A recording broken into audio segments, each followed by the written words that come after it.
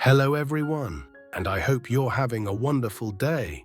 Today we're going to explore a quiet but powerful story about Toan and Tu Diem.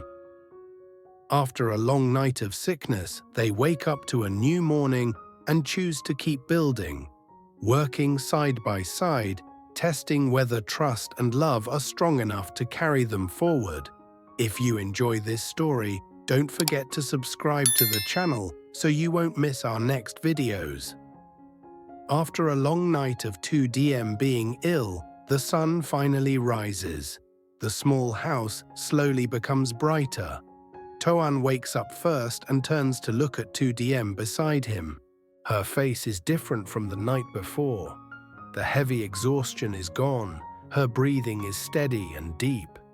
Toan places his hand on her forehead, still warm but no fever. He lets out a quiet breath and speaks softly, telling her to rest more today. His voice carries concern, not pressure. Tu Diem opens her eyes and looks at him for a moment before answering. Her gaze is clear and calm. She gently shakes her head and says she is fine now. Completely fine. She sits up, moves her arms, rolls her shoulders, then looks straight at Toan, letting him see for himself. Toan watches her for a few seconds. After staying awake most of the night, he understands the difference between weakness and recovery.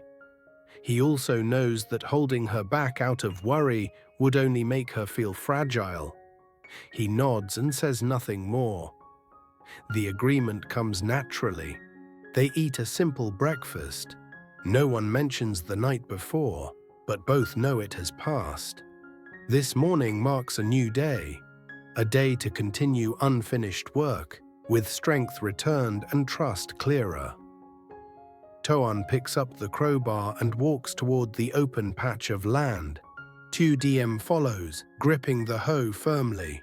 The ground is dry. Dust rises with each strike. Toan stands in the middle, his voice low and steady as he signals where to dig.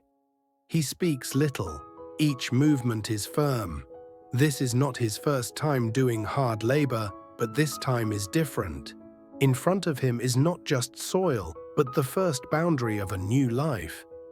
Tu Diem moves constantly, carrying iron bars, shifting bamboo stakes, her hands gripping worn tools. The calluses on her palms show this is not temporary work. They discuss details carefully. Where to place the gate so rainwater can drain easily. How far apart the stakes should be, enough for privacy without feeling closed in. Every decision has a reason. If you watch closely, you see they are building for the long term. Sweat soaks their shirts. Breathing grows heavier. Still, Toan does not stop. His focus is clear. He knows this fence is not only to block land, but to mark a beginning. Tu Diem pulls the wire and adjusts the height carefully. They work almost without words. When their hands brush briefly, it is enough to know the other is still trying. They pause for a short rest. Dust hangs in the air. They look at each other and smile lightly. No words are needed. They both know. It will work. When the first bamboo stake is driven deep into the ground, the hammer makes a dry, solid sound. It feels like a marker. A long road begins here. By midday, the ground burns. Old wire mesh tangles around their feet. Toan cuts each section with pliers and says simply to cut it away and not let it hold them back. Tu Diem kneels, pulls the wire, adjusts stakes closer to the tree base. Sweat drops onto the soil. Some positions are wrong, so they dig again. No complaints, just work. They discuss the gate placement again.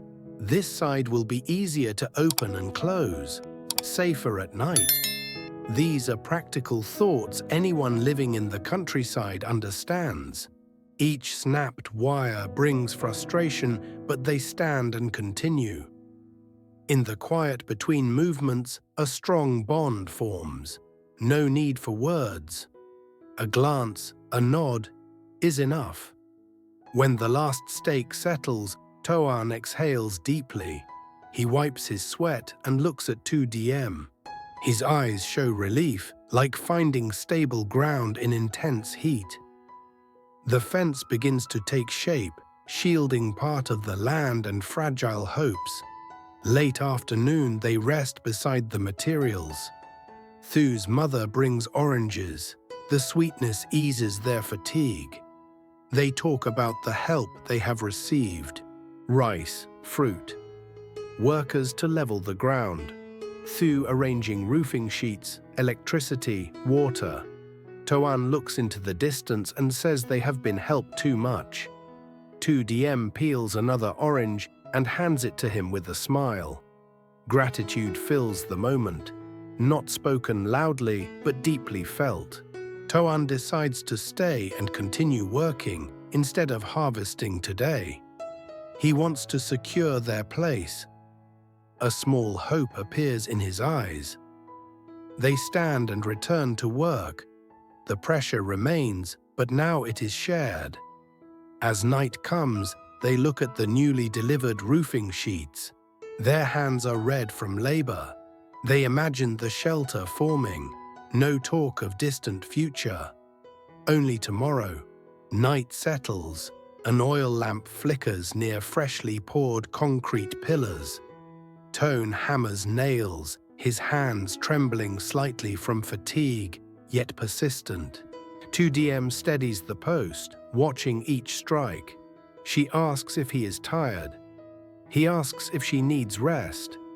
Simple questions, but real. They eat oranges and talk about getting a haircut. Toan admits his hair is too long. Tu Diem says she will go with him. Small talk lightens the mood. Under the steady rhythm of the hammer, care becomes clear.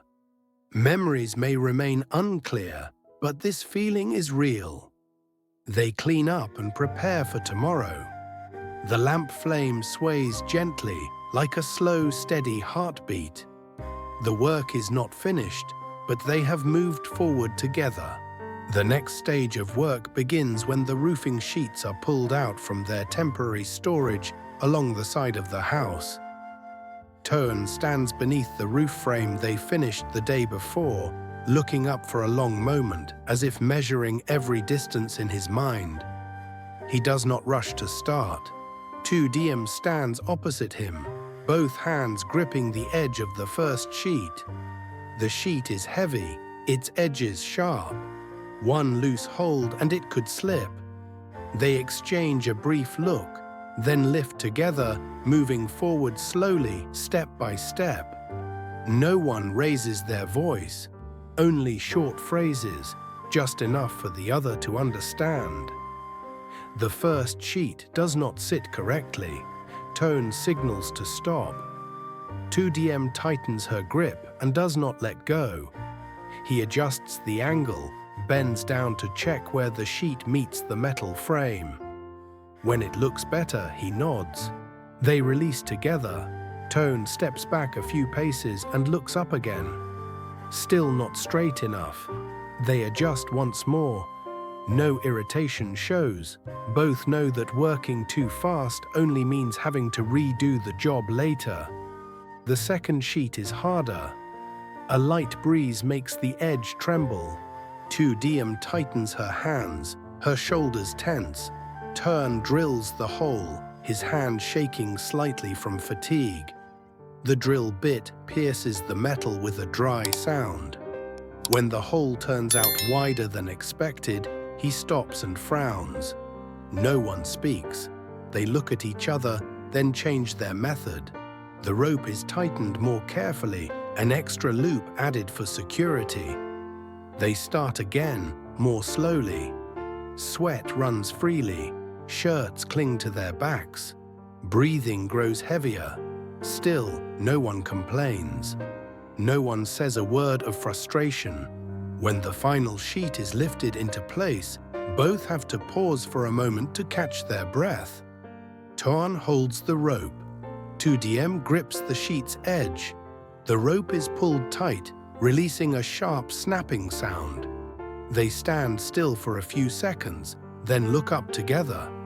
The roof stands there, not beautiful, not perfectly even, but enough to keep out rain and sun, enough to live under.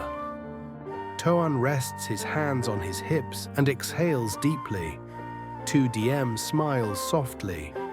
No words are spoken, but both know they have just overcome something difficult, not because of a lack of skill, but because their strength was nearly gone. They begin gathering the tools. Toan carefully checks each tie, each rope. Tu Diem hands him a bottle of water. He takes a sip, then passes it back. Small actions, repeated, creating a clear sense of reassurance. They sit and rest for a while. Toan looks up at the roof, staring for a long time, not to show it off, but to remember it. Tu Diem stands beside him, one hand resting against a post, her shoulders finally relaxing. She asks if he is tired. He asks if she feels dizzy. Simple, everyday questions. Honest. Neither avoids the fact that they are exhausted, but neither wants to stop for too long. After that, they decide to get a haircut. The shop is small, with only one chair. Toan sits down and removes his glasses. As the scissors move, long strands of hair fall to the floor. His face gradually becomes clearer. Tu Diem stands by the door, watching through the mirror. She says nothing, only observes.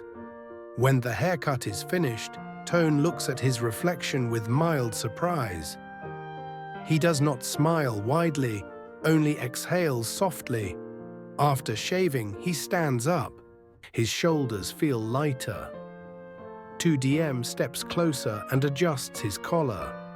A familiar gesture, natural, as if she has done it many times before. They step out of the shop and walk side by side along the narrow road.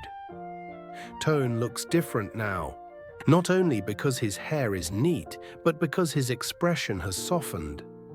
Being beside Tu Diem makes him feel at ease. Even though his memory is still incomplete, the sense of safety is clear. He does not need to remember anything. Feeling it is enough. They stop by Tu Phan's house. The garden is small but tidy. Flowers are well cared for. Chickens and rabbits are fed on schedule. Inside the kitchen, they sit down together. Toan talks about taking his medicine regularly, about headaches that return from time to time, about memories that come and go. He speaks slowly, without avoiding the truth. Tu Phan listens, nods, and reminds him to rest and not overwork himself. Tu Diem places her hand over his, reminding him to eat properly and get enough sleep. The conversation stays focused on health and the days ahead. No one talks about big plans.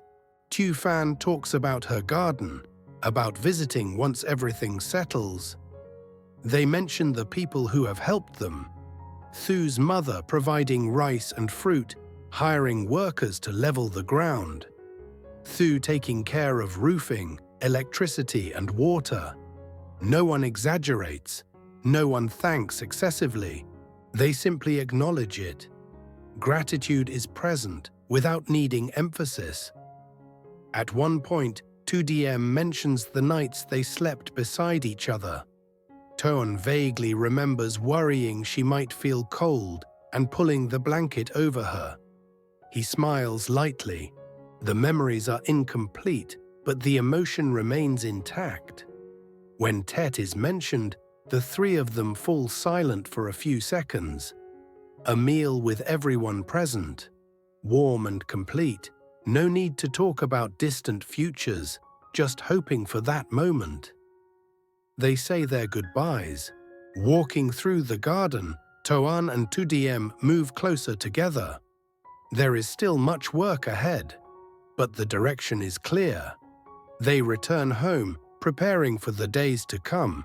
No rush, no display, just continuing step by step, with trust placed where it belongs.